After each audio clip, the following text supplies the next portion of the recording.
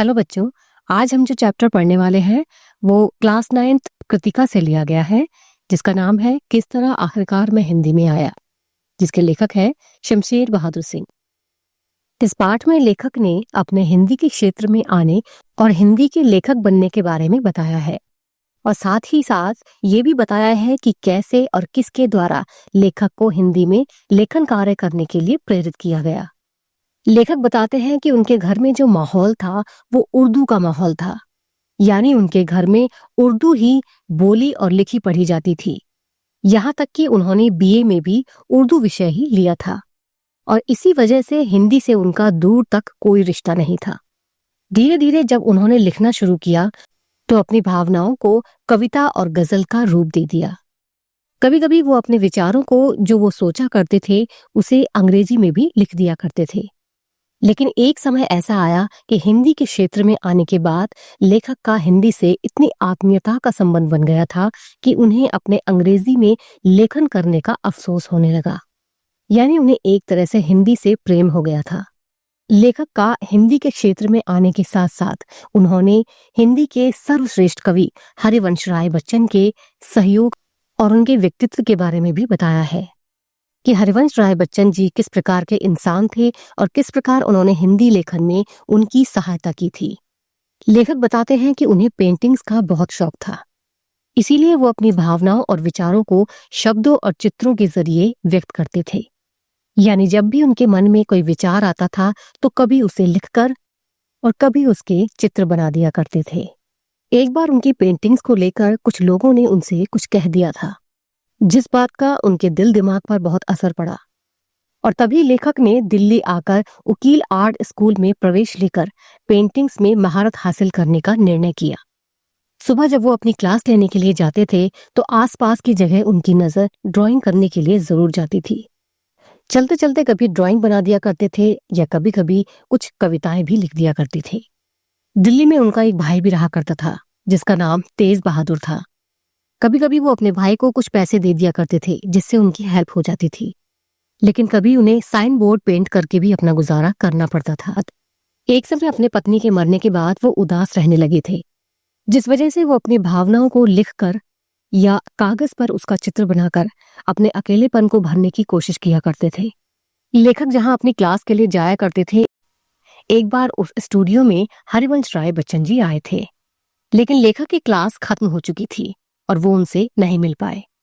जाते जाते बच्चन जी उनके लिए एक नोट छोड़ गए थे, जिसे पढ़कर लेखक को बहुत अच्छा महसूस हुआ। इस पर लेखक ने बच्चन साहब को एक कविता लिखकर भेजी। लेखक कहते हैं कि उनका जीवन अकेलेपन से भरा हुआ था। वो अपने जीवन से खिन्न हो चुके थे और उदास रहने लगे थे, और जैसे तैसे अपनी परिस्थितियों से तालमेल बैठाने की कोशिश कर रहे थे। एक बार बच्चन जी लेखक के भाई के मित्र ब्रजमोहन गुप्त के साथ लेखक से मिलने आए। बच्चन जी से मिलकर लेखक उनके व्यक्तित्व से बहुत प्रभावित हुए। हरिवंश राय बच्चन भी उस समय पत्नी वियोग की पीड़ा झेल रहे थे, इसीलिए पत्नी से दूर होने का दुख वो जानते थे। बच्चन जी एक निश्चल कवि थे जिनके मन में कोई भी छल या कपट नहीं था। उनकी बातों का और वाणी का कोई जवाब नहीं था। अपनी बातों की मिठास के वो धनी थे। लेखक बताते हैं कि बच्चन जी का जो हृदय था वो मक्खन के समान कोमल था, यानी वो हर किसी का दर्द समझते थे और अपनी बातों के पक्के थे। जो कहते थे वो किया करते थे। समय का कठोरता से पालन करना ये बच्चन जी की आदत थी।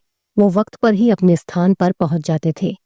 लेखक कहते हैं कि बच्चन जी ने ही उन्हें इलाहाबाद चलकर एमए करने के लिए प्रेरित किया था। बच्चन जी ने लेखक के एमए कराने के दोनों सालों का जिम्मा अपने ऊपर ले लिया था, यानी एमए कराने के लिए जो भी खर्चा था वो बच्चन जी ने पूरा किया था। हरिवंश राय बच्चन जी की ये दिल से इच्छा थी कि लेखक पढ़ लिखकर अपने पैरों पर खड़ा हो जाए और एक अच्छा और बड़ा आदमी बन जाए। लेकिन लेखक कहते हैं कि उन्होंने अपने मन में नौकरी न करने की बात ठान रखी थी। उसी दौरान पंत जी के कारण लेखक को इंडियन प्रेस में अनुवाद करने का काम मिल गया, यानी एक भाषा को दूसरी भाषा में अनुवाद करने का काम मिल गया था। इसके बाद लेखक ने ये निर्णय कर लिया था कि अब वो हिंदी कविता को गंभीरता से लिखेंगे। लेखक ने हिंदी में लिखना शुरू किया और उनकी सरस्वती और चांद में रचनाएं छपी। बच्चन साहब ने अभ्युदय नामक किताब में प्रकाशित उनके सोनेट को पसंद किया। महान लेखक सूर्यकांत त्रिपाठी निराला और सुमित्रा नंदन पंत के विचारों, उनसे प्राप्त संस्कार, इलाहाबाद का हिंदी साहित्यिक वातावरण और उनके मित्रों और दोस्तों का प्रोत्साहन, ये सभी लेखक के हिंदी के प्रति खिंचाव के लिए बहुत ही कारक सिद्ध हुए। बच्चन साहब के प्रभाव और उनकी प्रेरणा पाकर लेखक ने बहुत कुछ सीखा। बच्चन जी ने कविता के क्षेत्र में बहुत ही नए नए प्रयोग किए हैं। लेखक ने भी बच्चन साहब की तरह प्रयोग करके अपनी कुछ रचनाएं लिखी। किसी कारणवश लेखक अपनी पढ़ाई पूरी नहीं कर पाए। इस बात का बच्चन जी को बहुत दुख था, लेकिन लेखक लगातार हिंदी कविता में जो अभ्यास कर रहे थे उसमें वो सफल हुए। सरस्वती नामक किताब में उनकी कविता छपी, जिसे पढ़कर निराला जी ने उसकी बहुत प्रशंसा की थी। लेखक ने बहुत से निबंध और कहानियां भी लिखी हैं। वो अपने आप को हिंदी साहित्य में लाने का श्रेय पूरा बच्चन जी को ही देते हैं। बच्चन साहब में वो प्रतिभा थी जिन्होंने लेखक की प्रतिभा को स्वाभाविक रूप से पहचान कर एक नया जीवन दिया। लेखक बहादुर सिंह जी कहते हैं कि अगर बच्चन जी की कविता से भी कुछ बड़ा है तो वो है उनका व्यक्तित्व, जिनके कारण ही वो हिंदी लेखन के क्षेत्र में आए और साहित्य में श्रेष्ठ लेखन कर सके। लेखक मानते हैं कि उनका हिंदी तक पहुंचने का जो अनुभव है वो इतना नया या अनोखा नहीं है, लेकिन हरिवंश राय बच्चन जैसा जो व्यक्तित्व है वो मिल पाना बहुत मुश्किल है, क्योंकि ऐसा व्यक्तित्व हर किसी के पास नहीं होता।